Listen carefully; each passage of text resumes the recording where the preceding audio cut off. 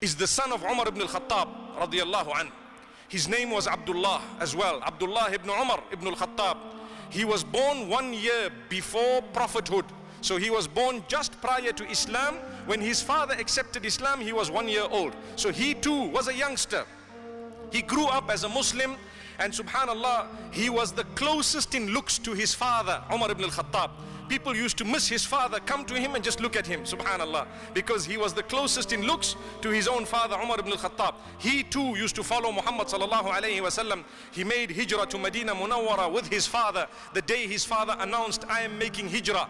Anyone wants to follow me, see me on the other side. This little child of his was with him, and he made hijrah with his father. The battle of Badr came in, and Abdullah ibn Umar radiyallahu anhu was only approximately 12 and a half years old. So Muhammad sallallahu alayhi wasallam sent him back. He was too young. He cried. He really wanted to take part in the battle. The following year, Uhud, he was still 13 plus years old. Muhammad sallallahu alayhi wasallam sent him back. He cried again. In fact, he was standing like he was tiptoeing, trying to look big, and he made his shoulders look broad, and he had a sword that he came with. But Muhammad sallallahu alayhi wasallam sent him back, told him no. And when the battle of Khandaq took place, he was approximately 15 years old, and then Muhammad sallallahu alaihi wasallam allowed him, and subhanallah, thereafter he took part in whatever Muhammad sallallahu alaihi wasallam took part in as well. And he was an amazing young man, subhanallah. Abdullah ibn Umar ibn al-Khattabi radiyallahu anhu did not lean towards the dunya, towards the world. Whenever he earned something, he gave it away. Whenever he ate, he always made sure that the poor shared the same food that he ate every time he ate. If they didn't, he would not want to eat. And we will give you some examples of that in a few moments. He was a man who was constantly found in the masjid. It is reported that if you went to the masjid, you would always find Abdullah ibn Umar there, radiyallahu anhuma. May Allah bless them both, him and his father. One day he saw a dream, and in his dream he saw that two angels were taking him towards the fire. And so he started saying, A'udhu billahi minan nar, may Allah protect me from the fire, may Allah protect me from the fire. So another angel comes in and says, Oh Abdullah, you don't need to worry, you don't need to worry, nothing is going to harm you. Anyway, he got up from his sleep quite worried, and he told this dream to his sister, who was the wife of Muhammad sallallahu alaihi wasallam, Hafsa bint Umar, Ummul Mu'mineen radiyallahu anha. So she was the wife of Muhammad sallallahu alaihi wasallam. She told Muhammad sallallahu alaihi wasallam, my brother has seen this dream, my little brother has seen this dream. So Muhammad sallallahu alaihi wasallam says, what a good man he is, if only he reads extra salah at night. Abdullah ibn Umar heard this radiyallahu anhuma, and he says, from that day, every night, whenever my eye opened, I got up, made wudu, and read a little bit of salah, tried to sleep again. And his friends and his family say that every night, 3, 4, 5 times a night, he would suddenly get up, make wudu, and read some salah, because he was worried about this dream that he had. And Muhammad sallallahu alaihi wasallam told him, you will have paradise by the will of Allah subhanahu wa ta'ala. Obviously he was not from amongst those who was directly informed that paradise is from him, but this narration or this dream was good news for him, that by the will of Allah subhanahu wa ta'ala he will have goodness, but he would need to continue praying at night. So that is exactly what he did. And some amazing stories of this beautiful companion, Abdullah ibn Umar radiyallahu anhuma. It is reported that Uthman ibn Affan radiyallahu anhu, during his time, tried to appoint him as a qadi meaning a judge.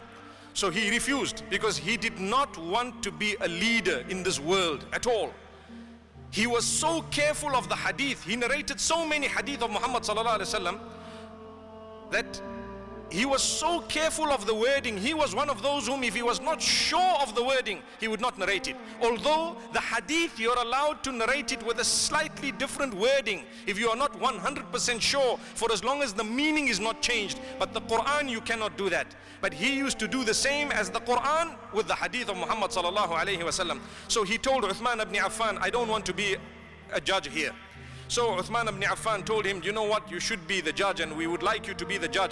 Your father was appointed a judge in the presence of Muhammad sallallahu alaihi wasallam. So do you know what the young man says? Radiyallahu anhu. He says, my father was appointed as a judge in front of Muhammad sallallahu alaihi wasallam He judged with what he knew. When he didn't know, he would ask Muhammad sallallahu alaihi wasallam. And Muhammad sallallahu alaihi wasallam, if he didn't give the answer straight away, he would ask Jibreel and he would get revelation. And I don't have that anymore, so I don't want to be a judge. Subhanallah, what a man. So Uthman ibn Affan radiallahu anhu thereafter excused him, because he said, look, oh Uthman, if someone seeks refuge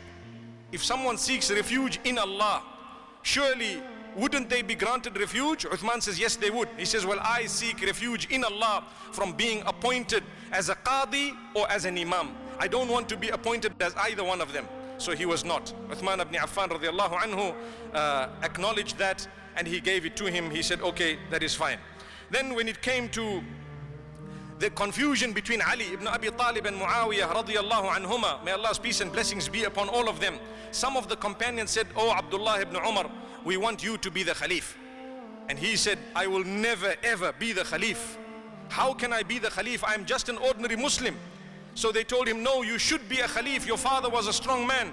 So he looked at them and he said, okay, if you appoint me as a Khalif and you pledge allegiance to me as a Khalif, what will happen to the people of the East who would not want me as a Khalif? So those who wanted him told him, well, if they don't adopt you and accept you as a Khalif and pledge allegiance with you, we will fight them. And that is when he said his famous statement. He said, never ever let that happen. I would definitely prefer never to let Muslims fight because of me and because of Khilafah. May Allah subhanahu wa ta'ala safeguard us and may He grant us ease. This Abdullah ibn Umar radiallahu anhuma, he turned that down very strongly and he warned the people about fighting because of Khilafah. May Allah subhanahu wa ta'ala safeguard us and grant us all ease and goodness, and may He grant us peace and stability across the globe. My brothers and sisters, this was the man whom he used to follow the footsteps of Muhammad sallallahu alayhi wasallam to the T. Do you want to hear what he used to do? When he used to go to Mecca, he used to stop at a certain place and he used to water a certain tree. So they asked him, why are you stopping here? He says, because once I traveled with Muhammad sallallahu alayhi wasallam and he stopped at exactly the same place. And this is where he stopped, so I will stop here. And what happened also, subhanallah, Muhammad sallallahu alayhi wasallam, when he arrived in Mecca, his camel went round the Kaaba twice, just on its own. So whenever Abdullah ibn Umar ibn al-Khattab radiallahu anhu used to go, he used to make his camel go round exactly how Muhammad sallallahu alayhi wasallam's camel went. They asked him, is this something we need to do? He said, no, it's something I just love to do because my most beloved used to do this. And it happened to him once. It happened to him once. So this man used to follow the footsteps exactly of Muhammad sallallahu alaihi wasallam. If he found that Muhammad sallallahu alaihi wasallam walked in this direction, and when he got to a certain place he bent a little bit when he walked, Abdullah ibn Umar used to walk. When he got to the spot, he would bend his head a little bit and carry on walking, although there was nothing there anymore.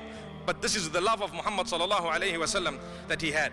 Now, this man used to love the poor and the orphans so much that he used to make them eat with him. So one day, his wife, Safiya bint Abi Ubaid radiyallahu anha, she was told that, you know what, I want to have some fish. I want to eat a little bit of fish. And obviously he was a man who ate very little, very little. He was very thin. People used to complain to his wife, why aren't you feeding him? So she used to say, I cook for him whatever he wants to eat, and I cook for him the best of food. But every time he goes to the masjid, on his way back, he sees these beggars and he comes back and gives them the food. So what should I do? So she used to go out to those beggars and give them something prior to salah and tell them, please move out of the way of this man, so when he comes back he doesn't see you. That's what she used to do. So still, one day he had a fish. And this is an amazing story, we need to listen. So she cooked it for him, she found it and she made it very well and very nice, and she put it in front of him to eat. And as he's thanking Allah subhanahu wa ta'ala for his meal, a beggar knocks on the door. So he tells his wife, give him this fish. She says, but oh Abdullah ibn Umar, how can I give him the fish when I struggle to make it for you? You haven't eaten for so long, you need it, you are so thin, you are weak, you need to strengthen your body. Abdullah ibn Umar radiallahu anhu never ate to his full, not even once. He used to say, we are people, in fact he used to say that we are people who will, when we eat, we will not eat to our fill. Subhanallah. This was a man. he used to eat in order to be able to worship Allah. Not eat as we do in order to enjoy the food of today. Everywhere we go we hear makan, makan, mashallah. May Allah grant us ease and goodness. That's something Malaysian, alhamdulillah. Anyway, so here is Abdullah ibn Umar radiallahu anh. He says, give the beggar. So she went to the beggar and she said, you know what, I have this fish, I've been told to give it to you, but my husband, he would like to eat it, meaning he wanted it. So the beggar says, well, you know what, I want it too, subhanallah. So she says, okay, I tell you what, I'll give it to you, but I'll buy it back from you. So she gave it to him, and then she took a dinar and she gave him the dinar, and he said, okay, that's excellent, I'll take the deal. And he gave back the food.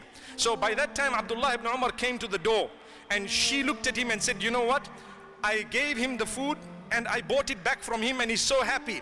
So he looked at the beggar and he says, are you happy with what happened? So the beggar says, yes, I got the dinar.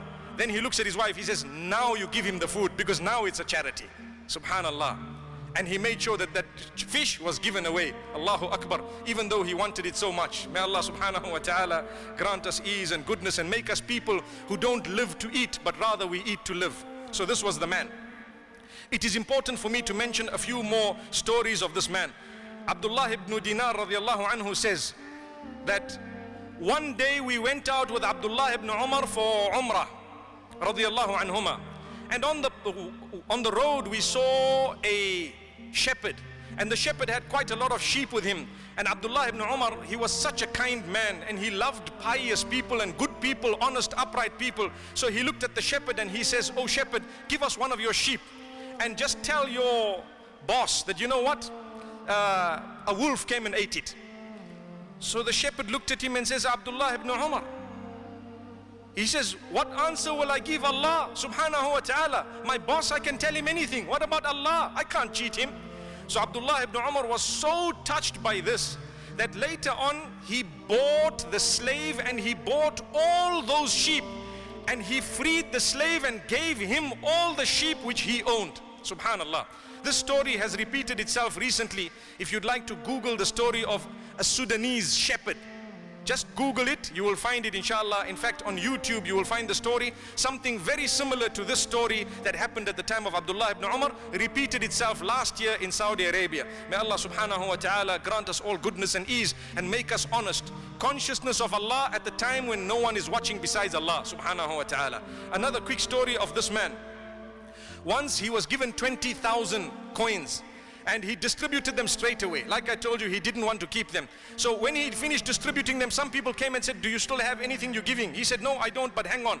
He went to those whom he gave and said, can I get some credit from you? Can I please can you lend me some of what I gave you? So he got it back from them as a debt, and he gave those who were asking, and later on he paid that debt. Imagine. Subhanallah. This was the man, and this is how great he was. He was a person who used to say, the hadith of Muhammad sallallahu alaihi wasallam, kun fi dunya ka'annaka gharibun aw abiru sabil. Live in this world as though you are a passerby, as though you are a stranger or a passerby. And he used to always say, oh my beloved brothers, when you have seen the morning, don't think that you're going to be living at night. And when you have seen the night, do not think you're going to be alive to see the morning. Don't wait. Prepare with Allah subhanahu wa ta'ala. Yet he lived for almost 85 years, a little bit more than 85 years. And when he was 85 years old, or a little bit more, in the year 73 Hijri, he passed away in Makkah al-Mukarramah, and he was buried there.